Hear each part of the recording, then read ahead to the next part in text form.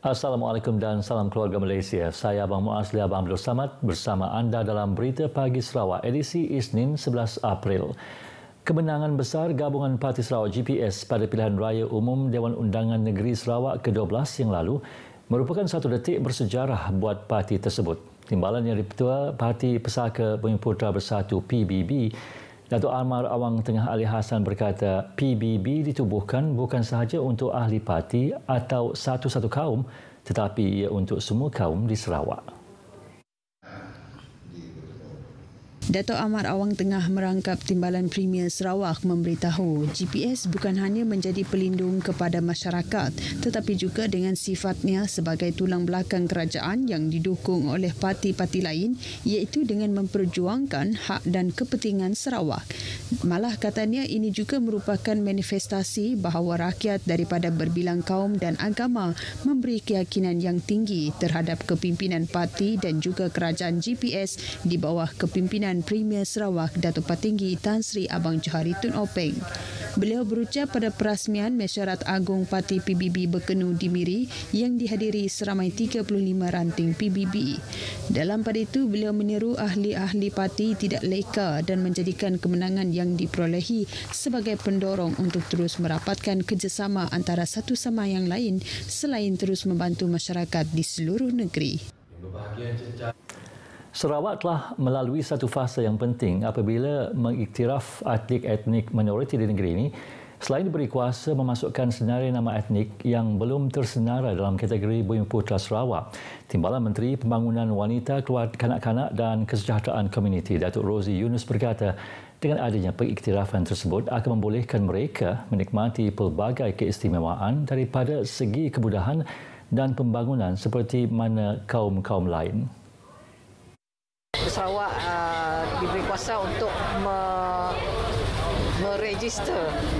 meregister nama-nama etnik ini untuk dibawa dirangkum di bawah Bumiputera Sarawak ya.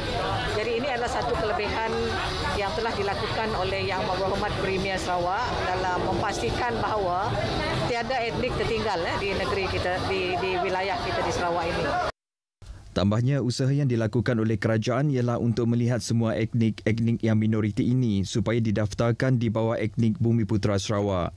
Justru beliau berharap agar semua pihak dapat bekerjasama sekiranya masih terdapat lagi etnik yang belum didaftar di bawah etnik Bumiputera Sarawak supaya mencadangkan kepada kerajaan untuk disenaraikan.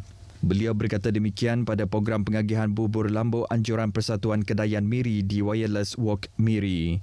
Sementara itu, program pengagihan bubur lambuk berkenaan merupakan yang pertama dibuat selepas 2 tahun persatuan itu tidak dapat menjalankan sebarang aktiviti susulan pandemik COVID-19. Sarawak Dayak National Union SDNU Cawangan Seratok diminta untuk mengadakan lebih banyak aktiviti dalam usaha mempertahankan adat, budaya dan tradisi kaum Iban. Ahli Parlimen Seratok Datuk Ali Biju memberitahu selain mengadakan latihan atau kelas belajar ngajat Iban kepada generasi muda, SDNU juga boleh menganjurkan kelas serupa mempelajari peralatan muzik kaum Iban.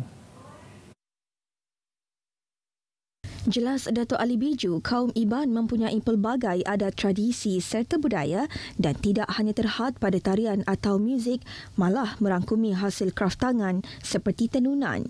Kesemuanya memerlukan masyarakat Iban itu sendiri, khususnya melalui persatuan sedia ada untuk dipelihara dan dikekalkan. Datuk Ali berucap pada majlis makan malam tamat latihan ngajat Iban, anjuran SDNU Cawangan Seratok di Seratok. Sementara itu, Datuk Ali yang merupakan Timbalan Menteri Tenaga dan Sumber Asli turut menyeru SDNU Seratok untuk mengadakan aktiviti berbentuk ekonomi. Katanya program Uptown Seratok, anjuran Saberkas Cawangan Kelakar boleh dijadikan contoh yang mana ia menghimpun penjaja-penjaja kecil untuk menjana pendapatan. Dengan negara kini berada di fasa peralihan ke endemik, Datuk Ali yakin lebih banyak program ekonomi boleh dilaksana SDNU agar komuniti Iban boleh maju seiring dengan kaum-kaum lain di Sarawak. Hadir sama pada majlis itu Ahli Dewan Undangan Negeri Krian, Friday Belik, yang memperuntukkan sejumlah RM20,000 geran untuk SDNU Seratok. Seramai 100 penerima bantuan tabung Baitul Mal Sarawak menerima food basket serta sumbangan keuangan daripada Yayasan Ragat di Kuching semalam. Sumbangan tersebut diserahkan oleh isteri Yang di-Pertua Negeri Sarawak, Tuh Puan Datuk Petinggi Ragat Kurdi Taib, yang juga merupakan pengerusi Yayasan Ragat dalam satu majlis ringkas. Hadir sama ialah Menteri Pembangunan Wanita, Kanak-kanak dan Kesejahteraan Komuniti Dato' Sri Fatimah Abdullah. Dalam pada itu, Pengarah Operasi Yayasan Ragat Sarhan Ismail yang ditemui media selepas majlis tersebut berkata sejumlah 5 program seumpama itu dilaksanakan di Kuching sepanjang bulan Ramadan ini. Menurutnya, ia melibatkan kira-kira 1,000 penerima yang akan disantuni dengan sumbangan berbentuk wang serta barang keperluan. Ia bertujuan meringankan beban mereka dalam menyambut bulan Ramadan.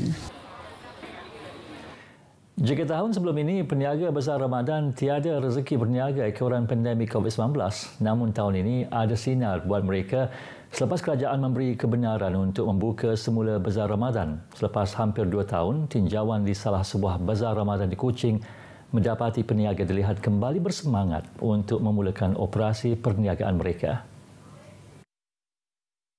Beberapa peniaga yang ditemui nyata teruja untuk berniaga semula setelah kerajaan memberi lampu hijau berniaga semula. Apabila bazar Ramadan tu dah dibuka so nya malah impak yang sangat besar lah untuk kami orang. Alhamdulillah lah, terima kasih juga kepada pihak kerajaan sebab membenarkan kami orang untuk buka bazar pada tahun tu. Alhamdulillah, kerajaan dah beri kita kesempatan berniaga di bazar. Nak biasa COVID tu yang susah. Biasa tiap-tiap tahun ada bazar, nak. Biasa. Sonok sah. Tu dah diberi peluang tu happy je rasanya. Oh, terlampau seronok. Sebab dah lama kami tunggu time bazar tu, tiba-tiba boleh buka, jadi kami seronok gila lah. Bazar bersyukur lah sebab dah berapa tahun kita dah buka bazar pindah. Contoh, Alhamdulillah, senang kami juga lah. Sementara itu, bagi peniaga di Bazar Ramadan Setutong, kebenaran berniaga bagaikan satu rahmat bagi mereka. Contoh lah, jangan lagi lah. Alhamdulillah. Ada yang naik harga, ada yang sama aja. Macam contoh lagu naik wancong ya, RM3 per ringgit ya memang harga selalu lah. Ya lah, biasa lah. Kena naik, yang jual pun naik pula. Sampai sekarang, tahun tu dapat jual lah. Tinjauan kru RTM di Bazar Ramadan Setutong juga menyaksikan orang ramai mula berpusu-pusu mendapatkan juadah bagi berbuka puasa. Seorang lelaki yang dilaporkan hilang di ladang sawit di Kampung Peridan, Jalan Mentung, Merau, Serian dijumpai selamat. Pusat Gerakan Operasi Bomba Sarawak memaklumkan mangsa James Ringen, 59 tahun, telah dijumpai oleh penduduk di kawasan fasa 7 ladang sawit dalam keadaan selamat pada pukul 5.50 petang semalam. Lelaki berkenaan telah dibawa ke Hospital Serian untuk pemeriksaan kesihatan. Operasi mencari dan menyelamat yang digerakkan oleh 6 anggota bomba dan penyelamat termasuk anjing pengesan bernama Daisy, 2 anggota polis dan 36 orang kampung itu telah ditamatkan pada pukul 7 malam setelah menerima makluman dari pihak polis bahawa mangsa telah dijumpai. Laporan polis telah dibuat oleh anak mangsa pada pukul 12.30 malam semalam setelah mangsa gagal pulang dari pondok kebun. Mangsa tidak mempunyai simptom nyanyuk, sihat tubuh badan namun lemah pada bahagian kaki. Jabatan Bekalan Air Luar Bandar JBAP akan melakukan kerja-kerja penyelenggaraan loji di daerah Kapit pada esok hari. Menurut kenyataan di laman Facebook JBAP, sepanjang kerja-kerja terancang itu dilaksana, ia akan menjejaskan seluruh penduduk di Sungai Asap. Gangguan bekalan air dijangka bermula pada pukul 8 pagi hingga pada pukul 10 malam. Kerja-kerja penyelenggaraan utama di loji rawatan air Sungai Asap itu untuk memastikan produksi air rawatan yang berterusan. Selain itu, ia bagi memastikan kualiti air yang lebih baik kepada pengguna air meliputi seluruh kawasan Sungai Asap. Justru penduduk di kawasan terjejas diminta memastikan bekalan air mencukupi sepanjang tempoh gangguan itu. Jabatan Kuasa Pengurusan Bencana Negeri JPBN Sarawak mencatatkan sebanyak 224 kes baru COVID-19 di Sarawak semalam yang menjadikan jumlah kumulatif kes positif di negeri ini meningkat kepada 302,457